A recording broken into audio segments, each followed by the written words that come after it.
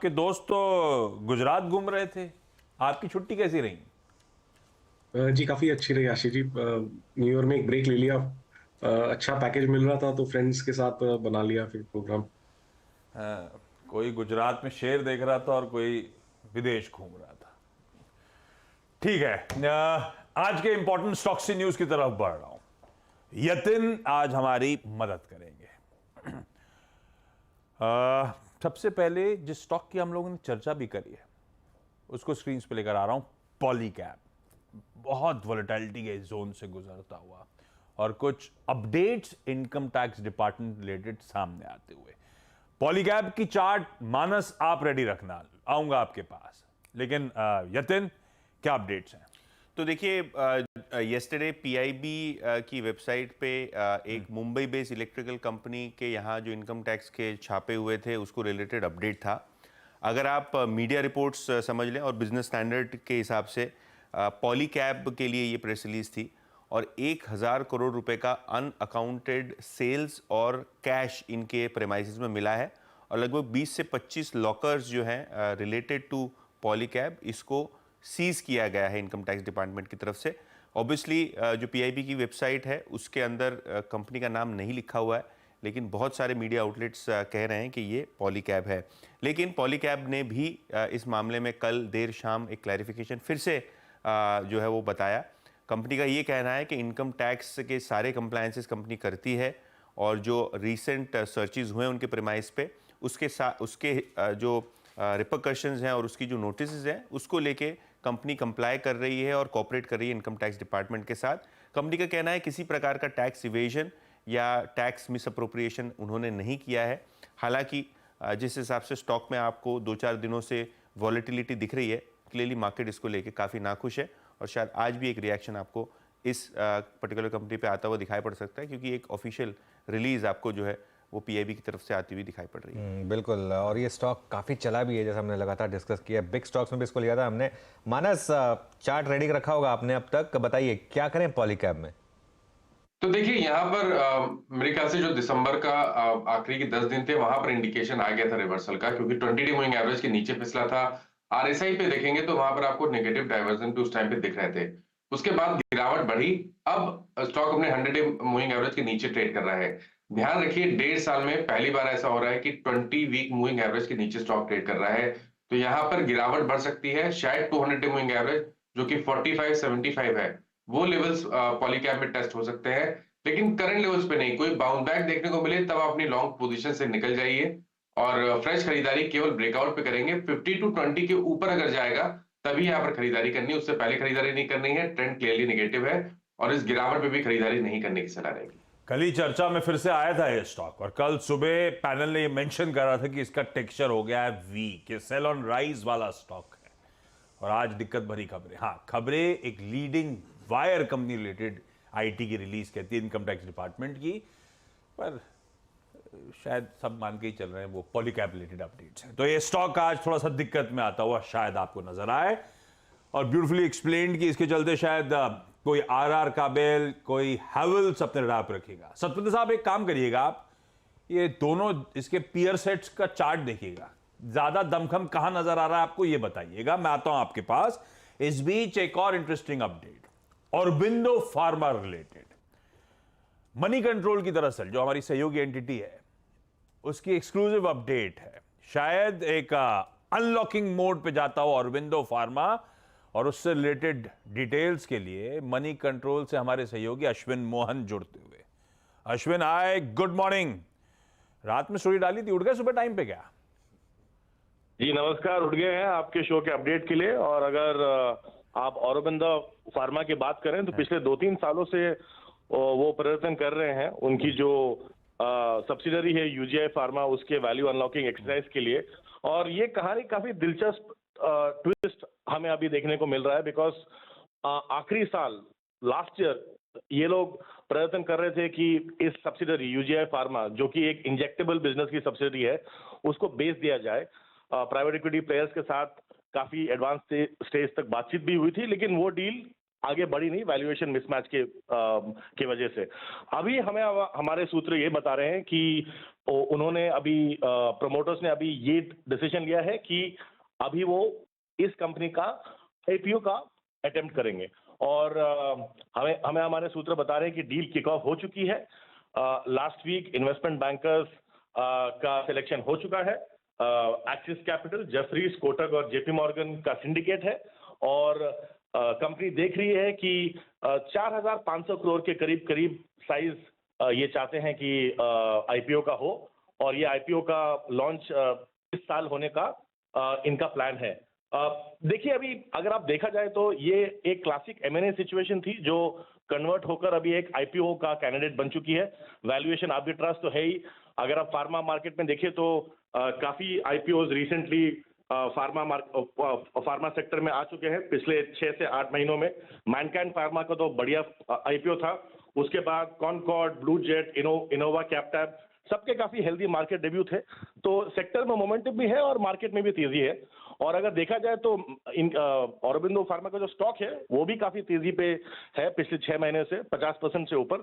तो देखते हैं इस बार ये वैल्यू अनलॉकिंग एक्सरसाइज कैसे आगे बढ़ती है। ये हमारे एक्सक्लूसिव डिटेल्स हमने जो कल ये कहानी ब्रेक करी थी। देखते हैं आगे जाकर ये आईपीओ कैसे प्रोसीड करता है। Back to you. बहुत बढ़िया Ashwin, thank you so much सुबह सुबह अपडेट शेयर करने के लिए। औरोबिंदो फार्मा अपनी होली ओन्ड सब्सिडरी इग्वा फार्मा के आईपीओ की तैयारी कर रहा है, तो वैल्यू अनलॉक होगी, खबर अच्छी। और इस हफ्ते की शुरुआत में मेरे ख्याल से सतपुते साहब आपको चार्ट्स में इसकी स्ट्रेंथ नजर आ रही थी, मेरे ख्याल से टॉप कॉल लिया था आपने, कैसा लग रहा है चार्ट्स पे अब? आशीष जी डेफिनेटली एक टॉपिक रहेगा और इनफैक्ट कल मुझे याद है क्लोजिंग के शो पे हर्षदा जी ने भी पूछा था कि सिप्ला के साथ और क्या अच्छा लगता है। That time I also suggested Aurobindo Pharma as a BTST.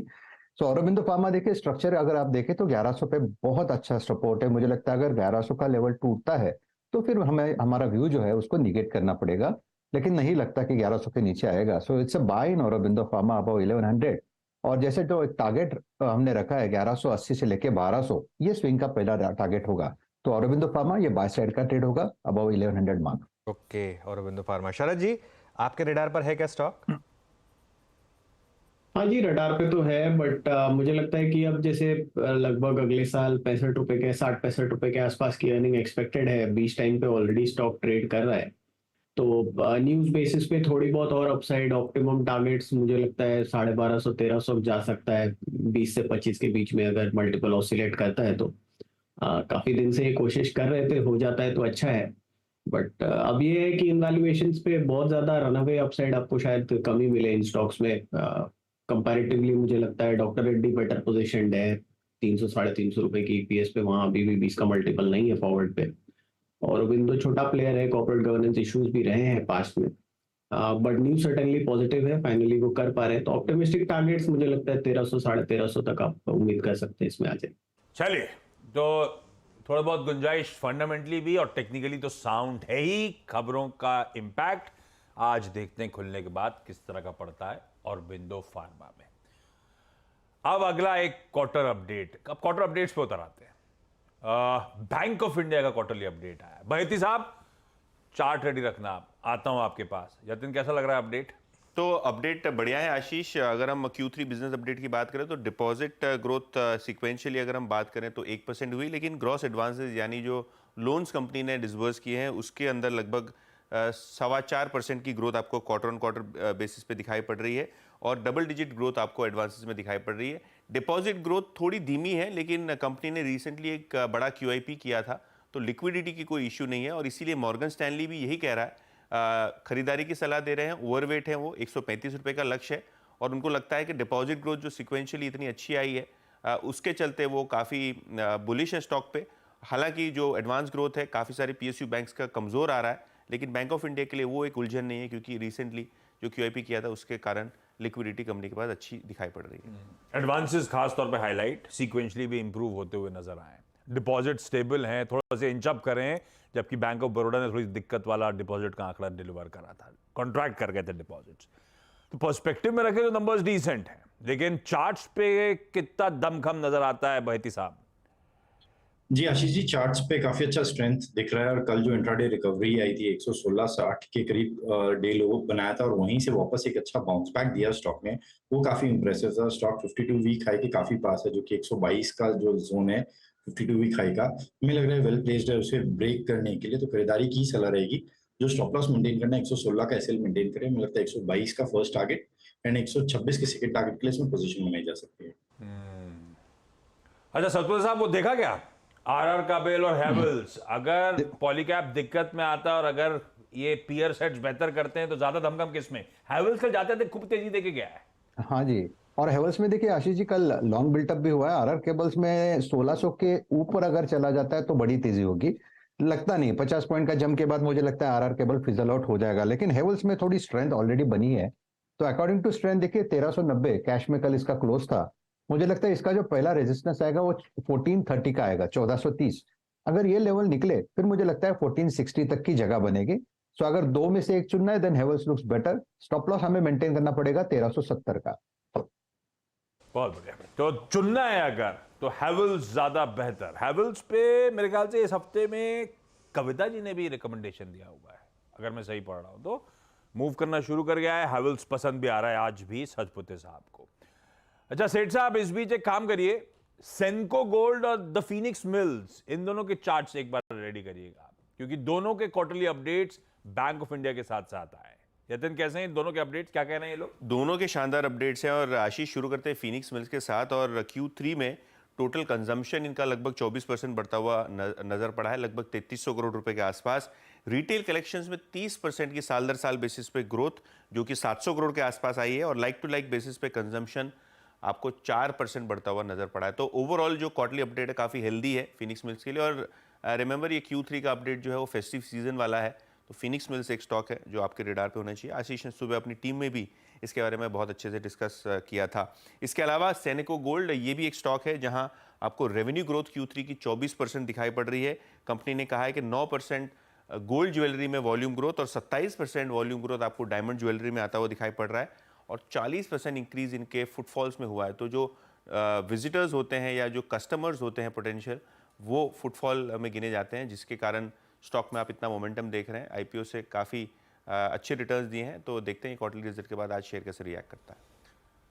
दोनों क्वार्टरली अपडेट्स बढ़िया, सेनको गोल्ड और द फीनिक्स मिल्स। अच्छा, दोनों के कोलकाता कनेक्शन भी है। सेनको गोल्ड तो वहीं की है, फीनिक्स मिल्स देश भर में पहुंच गया है, कोलकाता नहीं पहुंचा है। पर कोलकाता में ग्रैंड विक्टोरिया नाम से फीनिक्स मिल्स का नया मॉल रेडी हो रहा है। भाई सेठ साहब, जब आप कौन से विदेश गए थे घूमने? जी आशीष जी, मैं थाईलैंड हुआ इन आइलैंड गया था। आमतौर पे जब थाईलैंड जाते हैं तो आप अपने फ्रेंड्स के साथ गए थे, तो भाभी जी फैमिली को गोल्ड ले जाके पहले शोरूम गए थे, उसके बाद अकेले फ्रेंड्स के साथ गए थे? ऐसा हुआ था? नहीं हुआ था? करना पड़ता है ऐसा? नहीं, मैं सीधा हॉलिडे के लिए गया था। गावा जी सुना है खुश हो रहे हैं। गावा जी का नंबर आ रहा है, जनवरी 11 हो चुकी है, 2 हफ्ते बचे गावा सर थाईलैंड यात्रा में। 20 तारीख को जा रहा, लेकिन वाइफ के साथ जा रहा हूँ, इनके साथ ऐसा जैसा नहीं। ये अकेले गए थे। अच्छा सेठ साहब, ये सेनको गोल्ड और ये द फीनिक्स मिल चार्ट्स पे, इनमें से किसी में दमखम? नहीं, मैं अपनी वाइफ के साथ ही गया था, फ्रेंड्स के साथ नहीं, फ्रेंड्स भी थे, मैंने फ्रेंड्स एंड फैमिली के साथ अरे गया हम था। मजाक कर रहे हैं, इतना जज्बी जरूरत नहीं है, आप तो चार्ट बताओ। जी आशीष जी, फिनिक्स मिल का अगर चार्ट देखें तो यहाँ पे हमने रिसेंटली 2450 के लेवल पे वीकली चार्ट्स पे एक ब्रेकआउट देखा। वॉल्यूम काफी अच्छे थे, थोड़ा सा 10 डेमा से दूर है। डिप मिले तो जरूर बाय करना चाहिए। स्ट्रक्चर यहाँ पे पॉजिटिव है। मुझे लगता है कि 2480 2500 के लेवल्स जब तक इंटैक्ट है, एक बाय एंड डिप्स की रणनीति यहाँ पे अपनानी चाहिए। स्टॉक का स्ट्रक्चर पॉजिटिव है, हम यहाँ पे हायर लेवल्स देख सकते हैं। सिमिलरली अगर सेनको का हम स्ट्रक्चर देखें तो यहाँ पे पिछले 2 महीनों से सेनको गोल्ड में अच्छा खासा कंसोलिडेशन देख रहे हैं। रिसेंटली कंसोलिडेशन ने अपना 50 और 10 20 डेमा के आसपास अच्छा खासा कंसोलिडेट किया है। कल के सत्र में हमने एक 10 डेमा के ऊपर मूव देखा था, हल्का सा फिजल आउट कर गया। कल का हाई लगभग 757 के ऊपर है। 10 डेमा के ऊपर स्टॉक ट्रेड कर रहा है। अगर 757 के ऊपर ट्रेड करना शुरू करे तो एक कंडीशनल बाय बनता है with a stop loss of 720 and targets of 800 810। जी हालांकि आशीष जिसे कहते हैं ना, देख के मौका मारा चौका, ये अमित जी ने अपनी गलती को सुधार लिया, पता है। हालांकि गलती उन्होंने ये कर दी, जो पहला स्टेटमेंट दिया ना उन्होंने गलत दे दिया। अब जो थाईलैंड जाएगा अकेले अकेले, वो इनकी ये बाइट काट के दिखा भी सकता है ना। बड़ा खतरा है भाई साहब सोशल मीडिया पे आपका मीम बनने का, बहुत बड़ा खतरा है। क्यों लग नहीं रहा आशीष? फ्रैंकली स्पीकिंग मुझे थाईलैंड बहुत पसंद है। उस कॉस्ट में फुकेट जैसी जगह, क्लास है थाईलैंड, ब्यूटीफुल है, फालतू बदनाम है। और दिक्कत ये होगी कि अब आप फालतू हम और आप अकेले जा नहीं सकते वहां पे, लोग मानेंगे नहीं कि हम नेचुरल ब्यूटी। और दूसरी बात, थाईलैंड की ट्रिप को आप यात्रा में बदली कर रहे हैं। आई एम सॉरी, थाईलैंड की ट्रिप सॉरी गाबा जी वही सोच रहे थे, यात्रा मतलब कौन सा धर्म ध्यान करने जा रहे हैं। हाँ बिल्कुल बिल्कुल। हाँ भटक रहे हम लोग। गाबा सर, रिलायंस इंडस्ट्री का चार्ट देखिए यार, कल सेकंड हाफ में बहुत अच्छी तेजी बनती हुई नजर आई। एक बहुत अच्छा, बहुत बढ़िया बार है। और मैं सबसे पहले डिस्क्लोज करता हूँ मेरे पोजीशन है। तो रिलायंस इंडस्ट्रीज 2700 नजर आता है, स्टॉप होगा 2620 का। इसमें अगर डिप मिलती है, बाइंग अपॉर्चुनिटीज रहेंगी रिलायंस इंडस्ट्रीज में। डिस्क्लोज कर रहे हैं, थाईलैंड की कॉस्ट निकलेगी गाबा सर की। कब की पोजीशन है? कल की तेजी में ली थी या पहले ही ले ली थी? कल ली थी, कल। बढ़िया है। डिस्क्लेमर हम भी दे देते हैं भाई, इस चैनल का स्वामित्व और प्रबंधन रिलायंस इंडस्ट्रीज के पास है, जिसकी चर्चा हो रही है। पर कल जो सेकेंड हाफ का मूव आया था, लार्जली उस आईसीआईसीआई बैंक तो पहले से अच्छा मूव दिखा रहा था, वो लास्ट में जो 1 घंटे का मूव आया है असल, वो इसी स्टॉक ने स्पॉन्सर करा था। इस हेवी वेट ने गजब का मोमेंटम दिखाया, और गाबा सर कह रहे हैं पोर्टफोलियो में भी है, पिक तौर पे भी रख रखा है पोर्टफोलियो में, और ट्रेडिंग मोमेंटम और भी कंटिन्यू हो सकता है। अब दूसरा स्टॉक छिड़ी गया है तो आईसीआईसीआई बैंक, मानस एक बार देख डालिए प्लीज। कल नहीं, आईसीआईसीआई बैंक क्या देखना है, ओहो भाईती साहब को तो टॉप कॉल बना ही हुआ है। नहीं छोड़ देते हैं, तो वो तो तेजी का मून बना हुआ है। पहले एक काम करा जाए, यतिन से बाकी के बचे हुए सारे इंपॉर्टेंट स्टॉक्स ले लेते हैं, फिर कल के एक्चुअल स्टॉक्स पे उतरता हूं। यतिन कौन कौन से? और तो आशीष शुरू करते कल्याणी स्टील के साथ। इन्होंने कामिनी स्टील एंड पावर इंफ्रा की एसेट्स खरीदी हैं 450 करोड़ में, और ये एक्विजिशन के बाद काफ़ी मोमेंटम आपको दिखाई पड़ सकता है, क्योंकि एक बड़ा एक्विजिशन कंपनी ने किया बड़े दिनों बाद। स्टील स्ट्रिप्स भी फोकस में रहेगा, क्योंकि डीजीटीआर ने एंटी डंपिंग ड्यूटी लगाई है एल्यूमिनियम एलॉय व्हील्स पे, जिसका फ़ायदा कंपनी को हो सकता है। शिवा सीमेंट, इनकी जो पेरेंट कंपनी है जेएसडब्ल्यू सीमेंट, मनी कंट्रोल के हिसाब से 6000 करोड़ का आईपीओ बहुत जल्द आ सकता है, तो ये भी स्टॉक रेडार पे रखिए। न्यू इंडिया एश्योरेंस, इनको जीएसटी की तरफ से एक बड़ी नोटिस मिली है रिकवरी की, 2380 करोड़ 2380 करोड़, बहुत बड़ी नोटिस इनको मिली है डिमांड रिकवरी के लिए। तो ये स्टॉक शायद आपको आज प्रेशर में आता हुआ दिखाई पड़ सकता है। और आखिर में एनसीसी, बड़े बड़े सौदे आपको येस्टरडे होते हुए दिखाई पड़े, स्टॉक 10% ऊपर भी था। यहाँ स्मॉल कैप वर्ल्ड फंड यानी कैपिटल इंटरनेशनल के एक फंड ने 36 लाख शेयर येस्टरडे खरीदे 185 की एवरेज प्राइस पे, और स्टॉक में आप देखेंगे तो कल अच्छे वॉल्यूम्स के साथ एक्शन दिखाई पड़ रहा था। न्यू इंडिया एश्योरेंस, बहुत तगड़ा GST demand notice, but sure contest करेंगे, लेकिन एक ओवरहैंग बनता हुआ 2380 करोड़ का। मानस, कल भी वीक था ये स्टॉक, कैसा लग रहा है? तो देखिए, कल स्टॉक 20 डे मूविंग एवरेज के नीचे फिसला था, तो थोड़ा कॉशियस रहिए। अगर आपके पास लॉन्ग पोजीशन है तो ध्यान रखिए 209 का स्टॉप लॉस जरूर लगाना है। अगर 209 रुपए के नीचे जाए तो अपनी लॉन्ग पोजीशन से आपको डेफिनेटली निकलना पड़ेगा। खरीदारी करेंगे ब्रेकआउट पे 230 रुपए के ऊपर। एनसीसी कल बहुत बढ़िया, मेरे ख्याल से 9.5% उछला था, तगड़े वॉल्यूम्स के साथ। और यतिन बता रहे हैं FII small cap world fund ने एग्रेसिव खरीदारी करी है। ऐसे में अमित सेठ साहब, एनसीसी लिमिटेड चार्ट्स पे देखिए, वैसे अच्छे मूव्स ऑलरेडी डिलीवर कर रहा है, 190 प्लस पे ट्रेड कर रहा है, और दमकम है। जी आशीष जी, यहाँ पे भी हमने 182 के लेवल में, इनफैक्ट कल के सत्र में रिकॉर्ड हाई वॉल्यूम्स पे यहाँ पे हमने चार्ट्स पे ब्रेकआउट देखा है।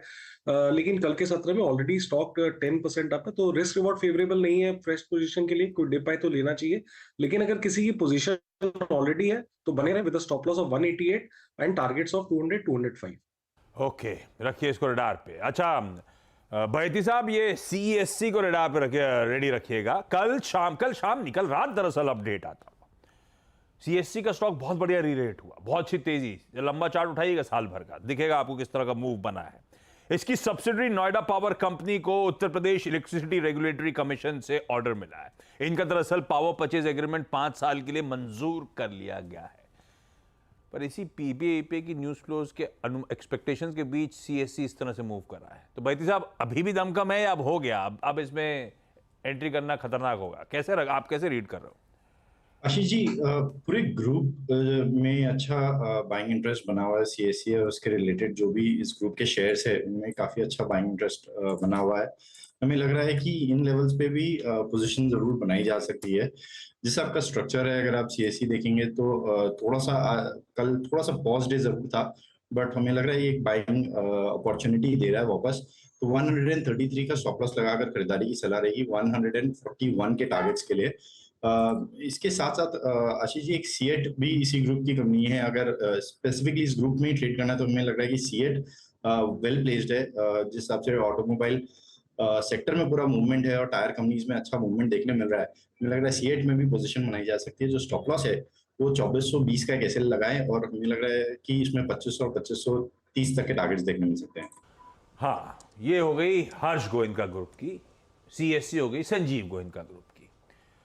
वाकई संजीव गोयनका ग्रुप की कंपनीज बहुत लंबे से ठंडी पड़ने के बाद कुछ मूव्स दिखा रही हैं। ये अवस्थी साहब, हो गया सीएससी में फंडामेंटली जो कुछ कैचअप होना था या बचा है अभी कुछ?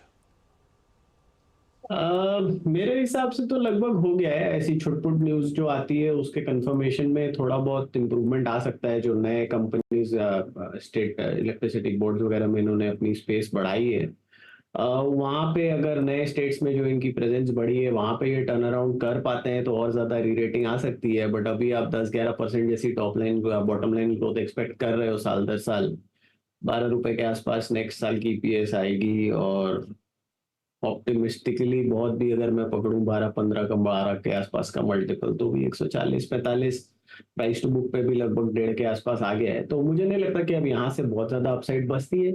न्यूज के बेसिस पे 5-10 रुपए इधर उधर मैक्सिमम।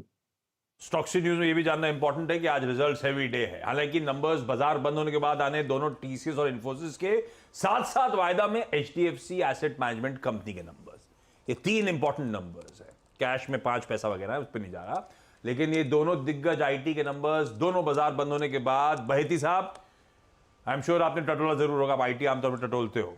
टीसीएस और इन्फोसिस आज शाम के नतीजों से पहले इंट्राडे में कोई ट्रेड वेड लेने का मन बनाओगे? कोई लेवल्स वॉच आउट करोगे या छोड़ दोगे?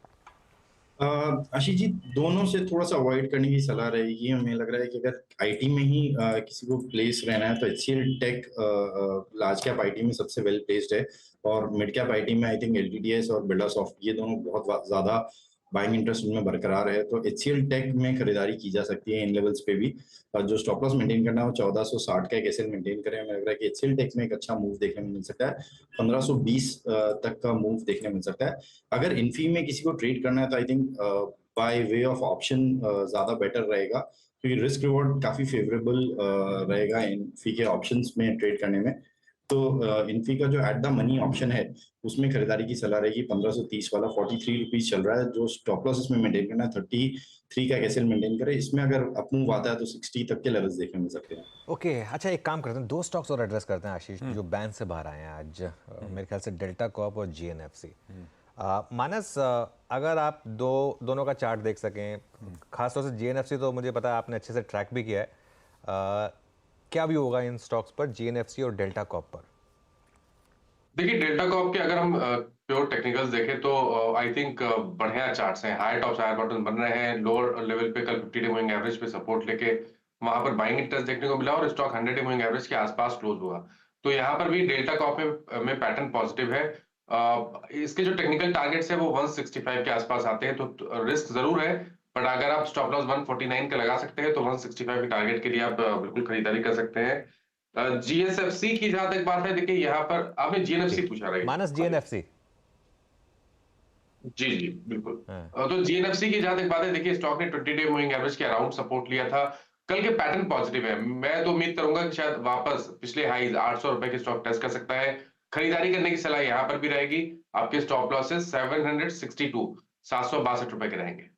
अच्छा आशीष, कल हमने बात की थी डेल्टा कॉर्प की, और ये मैंने स्पेसिफिकली पूरा एक्सप्लेन किया था कि क्यों उनके नंबर्स खराब थे और क्यों उस नंबर्स पर आपको सिर्फ नेगेटिव नहीं होना चाहिए, क्योंकि वो जीएसटी जो है ना अब वो अपनी जेब से भर रहे हैं। मतलब आप टेक्निकली जीएसटी आपको देना है, 10,000 की आपने चिप्स ली तो आपको सिर्फ 10,000 में 28% काट कर 7200 की चिप्स मिलेंगी, लेकिन फिर आप कहेंगे मैं तो नहीं जाऊंगा कैसीनो, तो वो 2800 रुपये की चिप्स अपनी पॉकेट से आपको दे रहे हैं। तो इसके लिए वो आ रहा है। तो ये एक तरीके से अब पुराना जीएसटी भरना है या नहीं भरना है वो इम्पॉर्टेंट है, और आगे क्या यही नॉर्म रहेगा या नहीं रहेगा ये इंपॉर्टेंट है। ये जब कोर्ट के केसेस क्लियर हो जाएंगे उसके बाद पता चलेगा। लेकिन कल के से एक चीज़ तो क्लियर हो गई, कुछ हद तक स्टॉक में बॉटम बन चुका है। ये मतलब मुझे लग रहा है डेल्टा कॉर्प में शायद हो सकता है। हाँ, डेल्टा कॉर्प की और बहुत ब्यूटीफुल एक्सप्लेनेशन था नंबर्स में, क्यों वो ऑपरेशनली वीक नंबर्स नजर आए थे आपको। खैर, अच्छा मूव कल 2.5% ऊपर फाइनली स्टॉक कमजोर नंबर्स के बावजूद, उस एक्सप्लेनेशन के बावजूद शायद बाजार को समझ में आया। अच्छा, क्विकली कल वायदा में जो दबाव में आए थे उनमें से एक मणप्पुरम था, वो आशीर्वाद का, इनका जो आर्म है उसका, माइक्रो फाइनेंस का आईपीओ सेबी ने अबेंस पे रख दिया था, उसका झटका लगा था, 5% का दबाव था। पर एक बात ध्यान रखिएगा, टला है, रुका नहीं है। तो फॉर द टाइम बीइंग कुछ सेबी के क्वेरीज को रिजॉल्व करेंगे, उसके बाद वो मंजूरी शायद इवेंचुअली आए। पर चार्ट्स पे सतपति साहब मणप्पुरम फाइनेंस दूर ही रहो क्या अभी? हाँ आशीष जी, वैसे ही लगता है, क्योंकि अगर आप कल का ओपन इंटरेस्ट देखें तो कल ओपन इंटरेस्ट ड्रॉप हुआ था 11%, price was down by 5%। That simply shows कि यहाँ पे लिक्विडेशन हुआ है, जो पोजीशन है उसको लिक्विड कर दिया है। तो दोनों तरह से ये थोड़ा हल्का है। तो देखिए इसमें थोड़ा सा लेवल बेस होगा, 175 पे डिस्ट्रीब्यूशन हो रहा है, यानी वो रेजिस्टेंस होगा, और सामने जो सपोर्ट है वो करीबन 163 के आसपास रहेगा। अगर 163 का लेवल टूटता है तो फ्रेश सेलिंग माउंट होगी। इन दैट केस जैसे आपने भी कहा कि इसमें एवरीथिंग इज स्टिल, अभी भी ये पक रहा है, तो 163 का लेवल टूटेगा तो ये मंदी जो है वो आगे बढ़ेगी, और इन दैट केस 150 तक गिरेगा। तो मुझे लगता है कि इट्स बेटर कि आप थोड़ा अवॉइड करें, या इवन स्ट्रैटेजी रखनी है तो सेल ऑन राइज रखें, अवॉइड करें। अगर फिर भी ट्रेड करने का मन है तो इसका टेक्सचर सेल ऑन राइज वाला है। इस नोट पर क्विकली मुनाफे की तैयारी समेट के पहला सौदा की कर देते हैं शुरुआत।